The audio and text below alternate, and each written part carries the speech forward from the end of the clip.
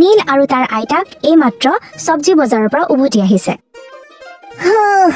আমি আজি বহুত সামগ্ৰী কিনিছো আইতা। আমি কৰিলো।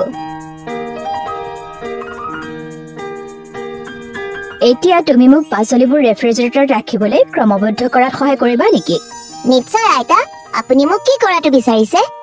হ'ব আইতা, আপুনি মোক কোনবোৰ পাচলি ৰখাটো বিচাৰে? তুমি অনুগ্ৰহ কৰি বিলাহীবোৰ গণনা কৰিব পাৰিবানে?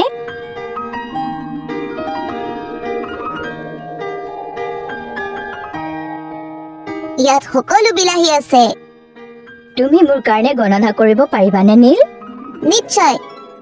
1 2 3 4 5 6 7 8 9 আৰু 10। 10টা বিলাহী আছে আইতা। ভাল নীল, সেইবোৰক এটা গোটত একেলগে ৰাখো আৰু 10 জনীয়া এটা গোট তৈয়াৰ কৰো। এইদৰে আইতা। সেইটো শুদ্ধ। ইয়াত চোৱা, এইটো এটা বিলাহী। এটাৰ অৰ্থ হৈছে এটা বিলাহী। সেয়েহে 10টা একৰ অৰ্থ হৈছে 10টা বিলাহী। যেতিয়া আমি 10টা বিলাহীৰ এটা গোট তৈয়াৰ কৰো, আমি এনেদৰে এটা 10টা বিলাহী পাওঁ। ইয়াৰ সৈতে এটা 10টা আলুৰ এটা গোট তৈয়াৰ কৰিবলৈ চেষ্টা কৰো আহা। ঠিক আছে আইতা, মই সেইবোৰ প্ৰথমে গণনা কৰিম। 1 2 3 4 5 6 7 8 9 আৰু 10। 10টা আলু আছে। ভাল, তুমি এতিয়া 10 জনীয়া আন এটা গোট তৈয়াৰ কৰিছা।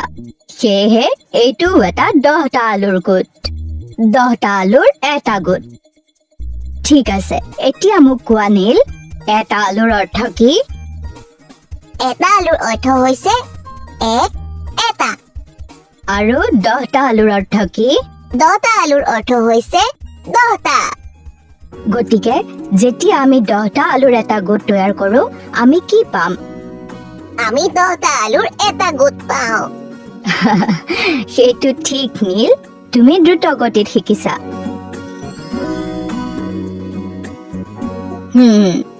এতিয়া অনুগ্ৰহ কৰি তুমি 10টা ভেন্দিৰ এটা গোট বনাব পাৰিবানে? নিশ্চয়।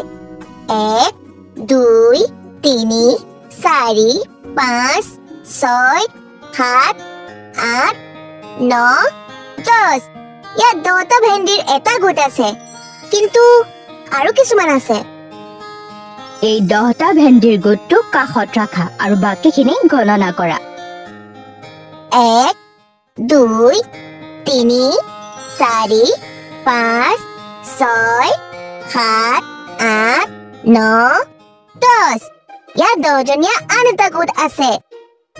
গতিকে এতিয়া তোমাৰ ইয়াত 10টা ভেন্দিৰ কিমানটা গোট আছে নীল? 2টা। গতিকে ইয়াৰ অৰ্থ হৈছে আমাৰ 10টা ভেন্দিৰ 2টা গোট আছে। যদি এটা 10 মানে 10টা ভেন্দি বুজায়, তেন্তে 2টা 10 মানে 20টা ভেন্দি। ৱাও, এইটো আনন্দদায়ক আইতা। আমি 10ৰ আৰু কিছুমান গোট বনাব পাৰোনে অনুগ্ৰহ কৰি?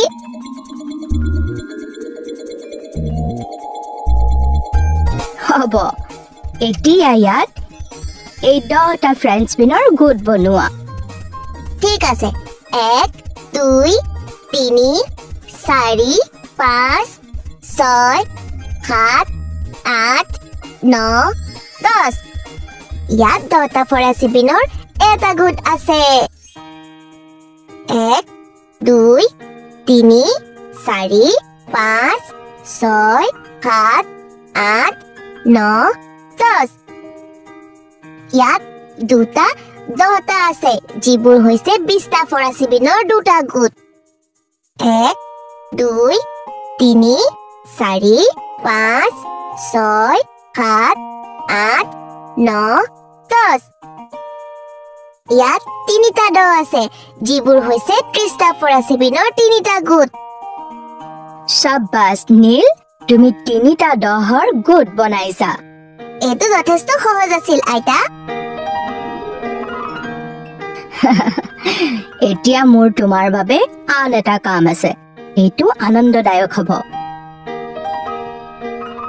ইমানবোৰ মটৰ মই বিচাৰো তুমি এই মটৰৰ সৈতে 10টা গোটৰ যিমান পাৰা সিমান গোট তৈয়াৰ কৰা ইয়ে মই এইটো কৰিম আইতা 1 2 3 4 5 6 7 8 9 10 এটা 1 2 3 4 5 6 7 8 9 10 দুটা 1 2 3 4 5 6 7 8 9 10 তিনিটা 1 2 3 4 5 6 7 8 9 10 চাৰিটা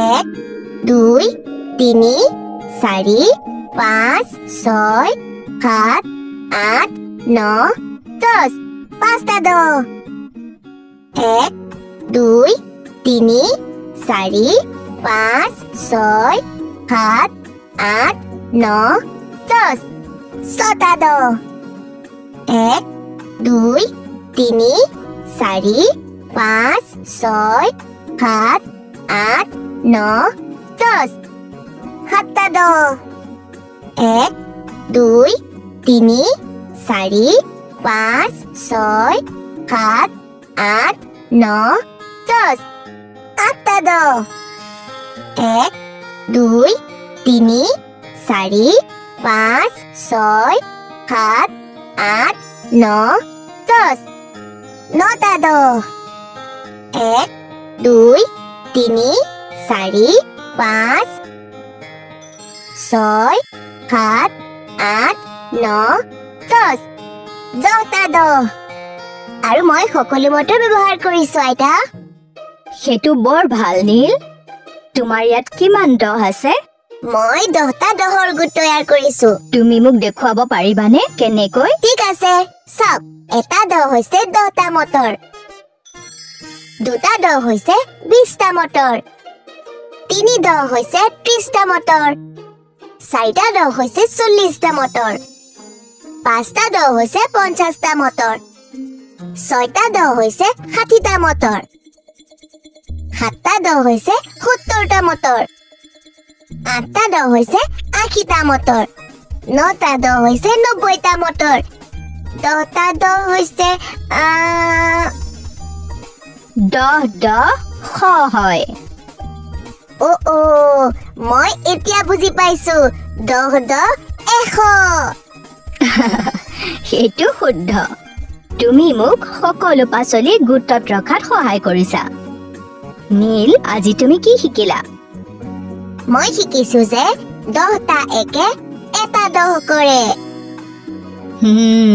সেইটো শুদ্ধ আৰু 10টা 10 100 এইটো আনন্দদায়ক আছিল আইতা মোক শিকোৱাৰ বাবে ধন্যবাদ ঠিক আছে নীল এতিয়া যোৱা তোমাৰ ভণ্টিৰ সৈতে খেলাগৈ